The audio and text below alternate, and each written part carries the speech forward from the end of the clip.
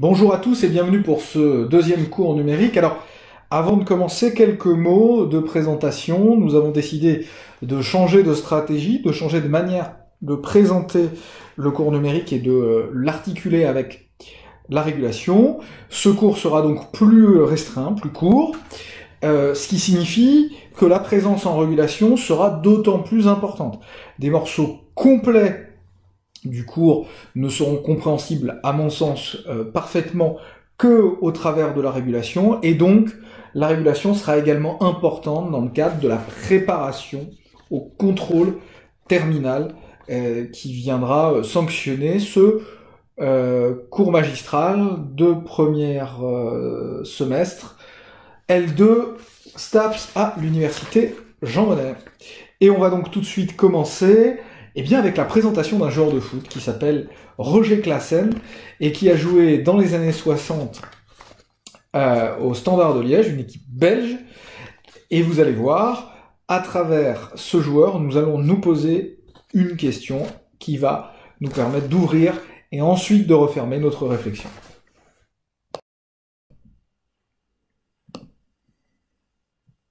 Roger Claessens, c'est d'abord un joueur de football talentueux. Avant-centre prolifique, il va marquer 161 buts en 229 matchs entre 1958 et 1968 au Standard de Liège. Il était apprécié des supporters pour sa réussite sur le terrain. En plus d'être efficace, il était également considéré comme un joueur classieux et élégant, agréable à regarder jouer. Au cœur de cette ville de Liège, en Belgique, une ville ouvrière où les quelques francs belges dépensés pour aller voir le match du Standard en famille le dimanche après-midi coûtaient cher, il était surtout reconnu pour son engagement et sa combativité.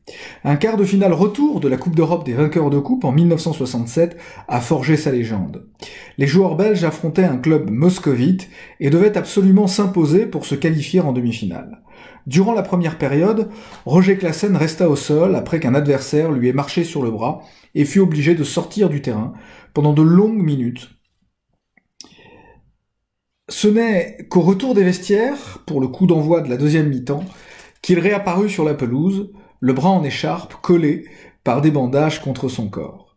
Malgré son handicap, Claessens marqua le but de la qualification. Le lendemain, le public apprit dans les journaux qu'il avait alors le bras cassé. Mais la légende de Roger Claessens, elle s'est aussi constituée en dehors du terrain, dès le coup de sifflet final. Dans son ouvrage, Hubert, en 1979, il décrit « Après chaque match, j'allais boire un verre ou deux avec les supporters. C'était important pour les deux. Raconter mes buts me faisait un plaisir identique à celui de mes admirateurs qui écoutaient. Je ne comprends pas que les professionnels d'aujourd'hui quittent le stade comme un ouvrier quitte son usine, sans un mot pour leurs supporters. » Cette proximité se prolongeait également, cette proximité avec les supporters, se prolongeait également tard, dans la nuit liégeoise, au Carré, le centre historique de la ville, lieu de fête, là où ces frasques ont laissé le souvenir d'un homme généreux et coureur qui buvait énormément d'alcool.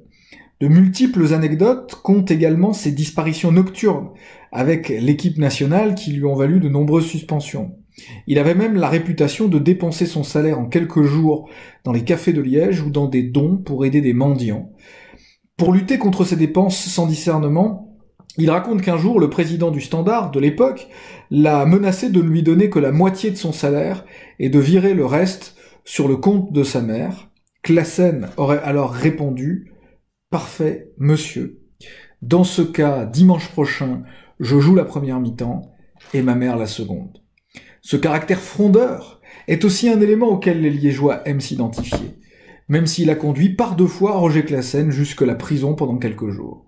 Alors, si nous avons souhaité présenter aussi longuement la biographie de ce joueur de football relativement inconnu en France, c'est parce qu'il est devenu un mythe à Liège.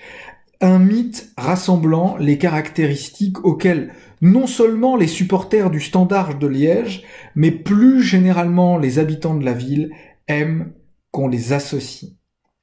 Ce mythe donne à voir ce qu'on appelle un idéal type weberien du supporter du Standard de Liège, dans lequel se reconnaissent toutes les formes du supporterisme, même celle du supporterisme extrême, ce qui, nous le verrons dans la sociologie des supporters, ne tient pas à l'évidence. Cet idéal type, c'est un idéal type ouvrier, coloré, bigarré, ouvert sur les autres, de tous âges, laborieux, combatif, généreux, festif et frondeur. C'est tout ça à la fois la figure de Roger Classen, âme du Standard de Liège.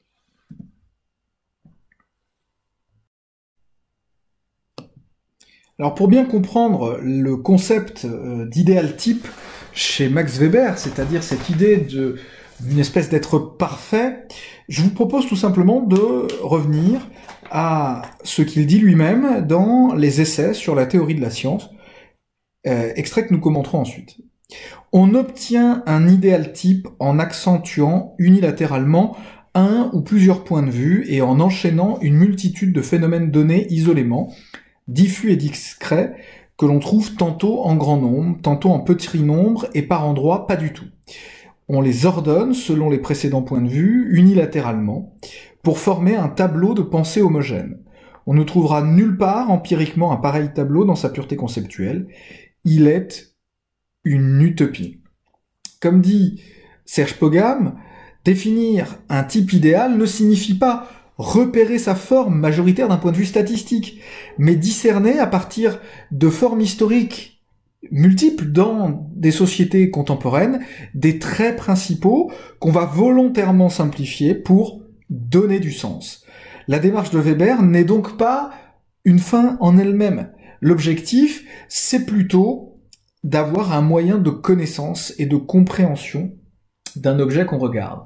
Dans notre exemple, Roger Classen, l'image que renvoie Roger Classen, de tous les adjectifs que nous avons dit tout à l'heure, eh bien cette image, elle forme d'une certaine manière un idéal type du supporter du Standard de Liège, dans lequel individuellement les supporters peuvent se reconnaître, non pas pour l'ensemble des caractéristiques, mais pour seulement certaines d'entre elles, ou si ils ne correspondent pas à une de ces caractéristiques, dans lesquelles ils sont capables de se projeter.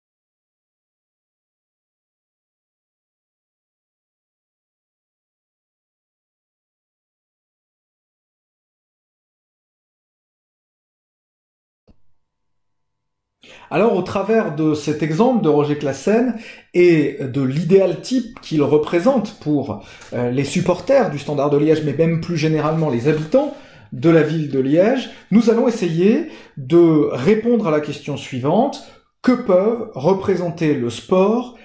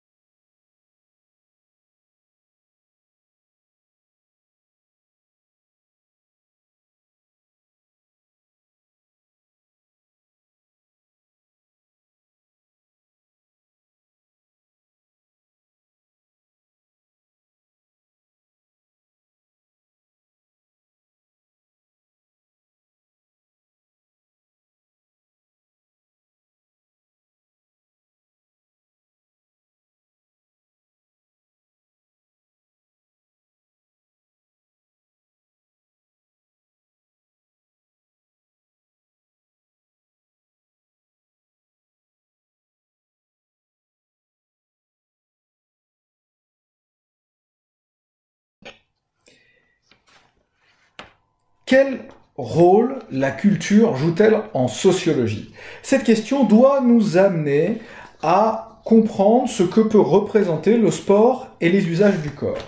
Pourquoi? Eh bien, parce que le corps et les usages du corps, on l'a vu d'une certaine manière avec Marcel Mauss et les techniques du corps, tiennent de l'identité, tiennent de la culture. Cela doit être mis d'une certaine manière en parallèle avec une sociologie, une manière de regarder les pratiques sociales qui seraient gouvernées soit par la politique, c'est un petit peu le cas de ce qu'on a vu avec Norbert Elias, par des relations de pouvoir, soit par des aspects économiques, c'est-à-dire une lecture des comportements sociologiques en fonction de l'origine économique des individus, ce que l'on appelle habituellement les classes sociales, c'est-à-dire plutôt une sociologie issue de la réflexion de Karl Marx.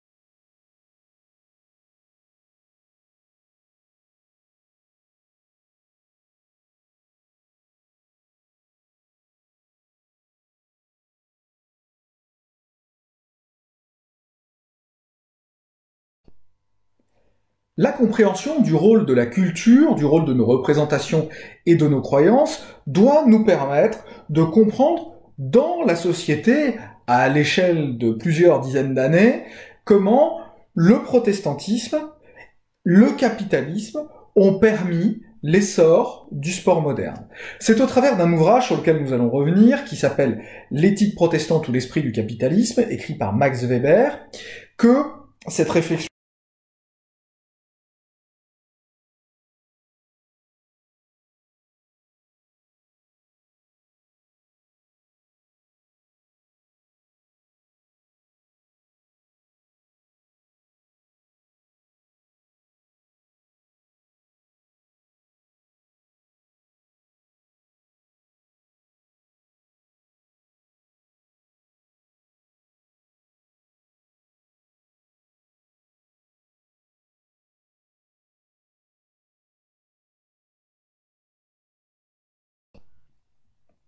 C'est donc dans un ouvrage écrit en 1905 et appelé L'éthique protestante et l'esprit du capitalisme que Max Weber eh bien, va regarder le protestantisme originel, disons celui qui va du XVIe siècle jusqu'à la fin du XVIIe, protestantisme sur lequel on aura largement, d'ailleurs comme le capitalisme, l'occasion de revenir en régulation mardi. Il va donc regarder ce protestantisme originel pour comprendre l'essor du capitalisme. Il faut ici essayer de comprendre le lien qui se joue entre le terme d'éthique protestante. L'éthique, c'est quoi? Ce sont ces 1000 gestes qui construisent une représentation du monde, et cette représentation du monde, elle est, d'une certaine manière, le terreau dans lequel va pouvoir se dérouler, naître, et ensuite même grandir le capitalisme. En somme, les 1000 gestes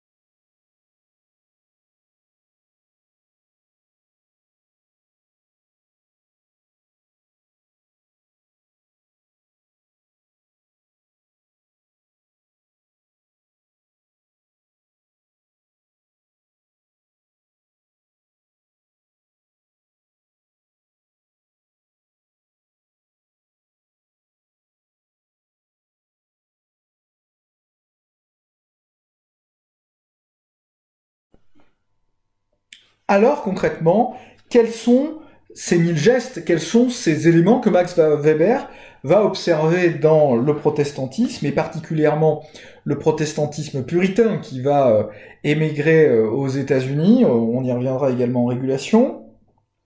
Eh bien, dans la religion protestante, telle que pratiquée par les puritains, Dieu aurait déjà choisi, à leur naissance, qui aurait eu accès au paradis et à l'enfer.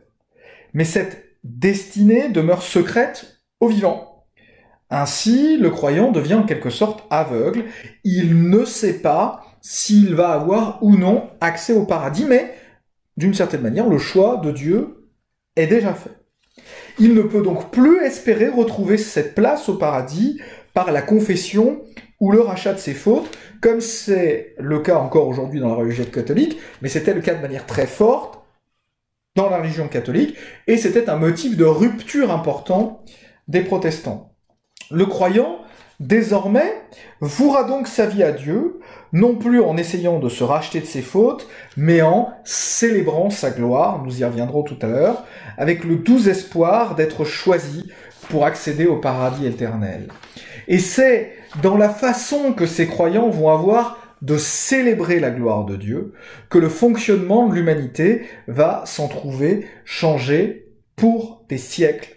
L'homme ne va plus chercher dans un comportement dévot à célébrer Dieu, mais il va accomplir cette célébration en participant à l'ordre voulu par Dieu, qui mêle la nature, la croyance et les savoirs. Si Dieu a donné à l'humanité les moyens d'élever des animaux par exemple ou de créer une machine, alors, pour lui rendre gloire, l'homme se doit de la créer.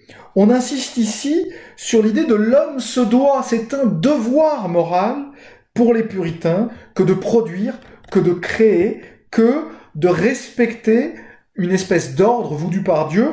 Nous reviendrons directement au texte tout à l'heure de Max Weber à travers une citation. Alors, très rapidement, cet élément, il est accentué par un autre facteur dans la religion protestante, qui est mis en avant par Max Weber dans son ouvrage, c'est que Martin Luther, le premier des protestants, est aussi le premier à traduire la Bible, en l'occurrence en allemand, et qu'il va traduire en allemand le mot travail par le mot Beruf. Et le mot Beruf, il signifie en réalité plutôt vocation, comme, d'une certaine manière, la foi est une vocation, là où le mot travail vient du latin tripalium, qui lui signifie plutôt souffrance. Donc, dans la traduction de la Bible, Martin Luther, selon Max Weber, va donner une valeur positive au travail. Cette valeur positive donnée au travail, couplée à la volonté d'ordonner et de participer à un monde ordonné par Dieu chez les protestants, eh bien, va donner le fait que produire, et donc vendre, c'est-à-dire, en somme, le capitalisme. Produire et donc vendre, et ce, toujours plus, devient une manière de rendre gloire à Dieu et à son ordonnancement du monde. L'éthique protestante a donné l'esprit du capitalisme. C'est ainsi donc que va naître le capitalisme, et avec lui, la rationalisation. On calcule pour augmenter la performance. Pour s'organiser mieux, il faut compter. Compter combien coûte la réalisation d'un objet. Compter combien de temps il faut pour le produire. Compter quels sont les gestes les plus appropriés pour créer cet objet et en un temps le plus court possible avec une dépense la plus faible possible. Tout ça nous amène à une période à peu près au 19e siècle, les révolutions industrielles sur lesquelles nous aurons l'occasion de revenir lors de la régulation, et surtout, le capitalisme finalement s'installe, s'autonomise, devient une fin en lui-même, et produire et créer, c'est le cas par exemple aujourd'hui, ne sont plus des actes en rapport avec l'éthique protestante, non plus de lien direct avec la croyance. On voit là comment la représentation du monde par les protestants a complètement changé le monde occidental, puisqu'elle a permis l'esprit du capitalisme et donc le capitalisme, elle a complètement modifié ce qu'est la pratique occidentale. Alors, je le disais, tout ça correspond à une période de l'histoire, qu'on peut situer à peu près au XIXe siècle comme moment charnière, autour des révolutions industrielles. Dès cette période déjà, Dieu est sorti des radars, le capitalisme a créé de la richesse et du savoir qui ont eux-mêmes permis d'augmenter à la fois le confort et l'espérance de vie, même si, nous aurons l'occasion d'en reparler, les travailleurs restent relativement en dehors du jeu. C'est la période de l'exode rural, des paysans qui vont travailler. Le capitalisme ne progresse plus alors pour rendre gloire à Dieu, mais parce qu'il se présente comme un vecteur de progrès économique et social pour les individus.